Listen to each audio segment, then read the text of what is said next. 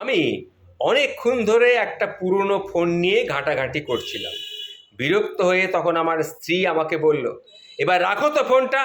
তোমার মেয়ে খাবার নিয়ে কখন থেকে বসে আছে, খেতে চাইছে না, একটু দেখো তো, একটু দেখো। অগত্যা গিয়ে দেখি এক তাল আতপ চাল আর ঘি মাখানো ভাত নিয়ে সে বিরস বদনে বসে রয়েছে।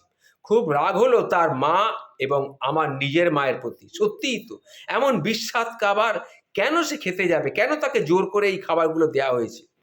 আমি মেয়ের মাথায় হাত বুলিয়ে বললাম, মা রে, দুটো খা, অন্তত আমার কথা ভেবে দুটো খা। এই কথা বলার সঙ্গে সঙ্গে মন্ত্রের মতো কাজ হলো। টলটল চোখে সে আমাকে বলল, বাবা, বাবা, আমি খাচ্ছি, কিন্তু আমার একটি চাওয়া আছে তোমার কাছে, তুমি দেবে? তখন আমি তাকে বললাম, কোনো সন্তান, কোনো বাবা তার সন্তানকে না দিয়ে কি পারে? বললাম, বল না মা, তোর কি লাগবে বল, আমি তোকে নিশ্চয়ই দেবো মা, কিন্তু কম্পিউটারের মতন দামি কিছু যেন চেয়ে বসিস না। এখনই তো আমার সে সামর্থ্যটা নেই, তাই বলছি তুই চা, কি চাইতে, কি আমার কাছে চাস, কি লাগবে তোর, বল মা বল। মেয়ের চোখ থেকে এবার মুক্তোর দানাটা টপাস করে ঝরে পড়ল। তখন আমি তাকে বললাম, কেন মা, তোর চোখ দিয়ে জল পড়ছে কেন? তখন মেয়েটি আমার দিকে সজল চোখে তাকিয়ে বলল, বাবা, আমি কি তোমাকে একটা কথা বলতে পারি?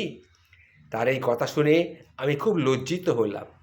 যাই হোক, খাওয়া শেষ করার পর সে আমাকে বলল, এবার তাহলে তোমাকে আমি বলি বাবা। তার ঠাকুমা এবং মা, আমার সপ্রশ্ন দৃষ্টি সবাই এখন তার দিকে তাকিয়ে রয়েছে।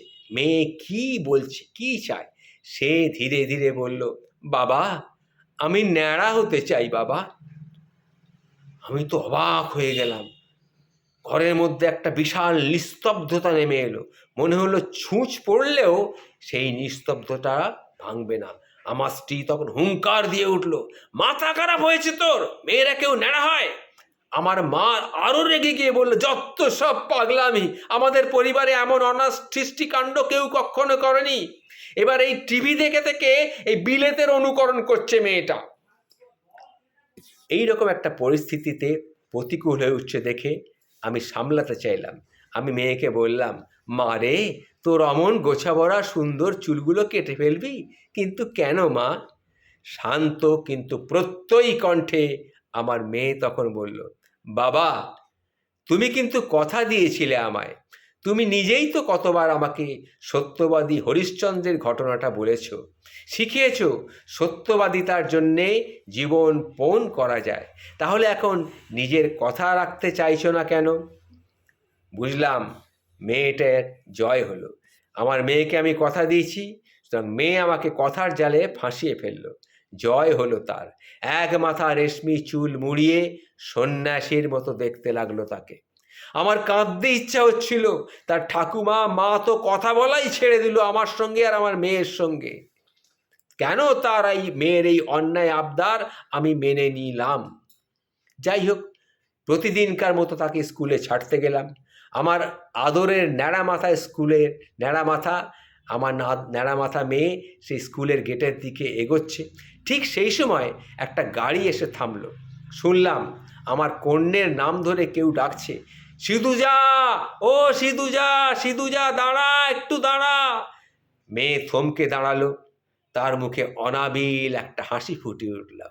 দেখলাম গাড়ি থেকে নামলেন এক ভদ্রমহিলা, তার একটি ছোট্ট ছেলে। সেই ছেলেটির মাথাটিও ন্যাড়া। আমি ভাবলাম, সিধুজা তবে একা নয়, এটাই তাহলে নতুন ফ্যাশন। অচিরেই কিন্তু আমার এই ভুলটা ভাঙালেন ছেলেটির মা। ছেলেটির মা বললেন, জানেন তো, বিরলতম অনুভূতিপ্রবণ হচ্ছে আপনার মেয়ে। আপনার মেয়ের মতো এইরকম অনুভূতিপ্রবণ মেয়ে আমি আর দ্বিতীয়টা দেখিনি। গত সপ্তাহে আমাদের বাড়ি এসেছিল আমার ছেলেকে দেখতে।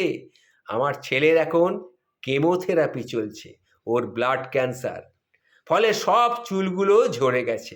স্কুলে গেলে পাছে বন্ধুরা পেছনে লাগে, তাই আমার ছেলে কিছুতেই স্কুলে আসতে রাজি হচ্ছিল না। তা শুনে আপনার মেয়ে সিধুজা তখনই বলেছিল স্কুলে আসতে।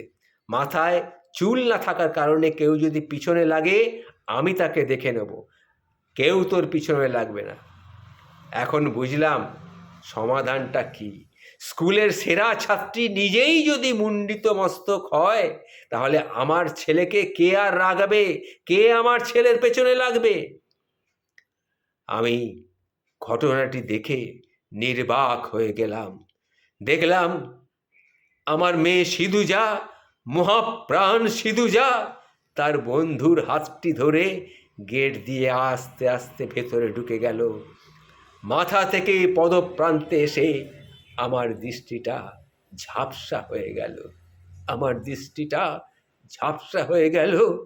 আমার চোখ দুটো জলে ভরে এলো। এক সময় সেই জলগুলি চোখ দিয়ে টস টস টস টস করে ঝরে পড়ল।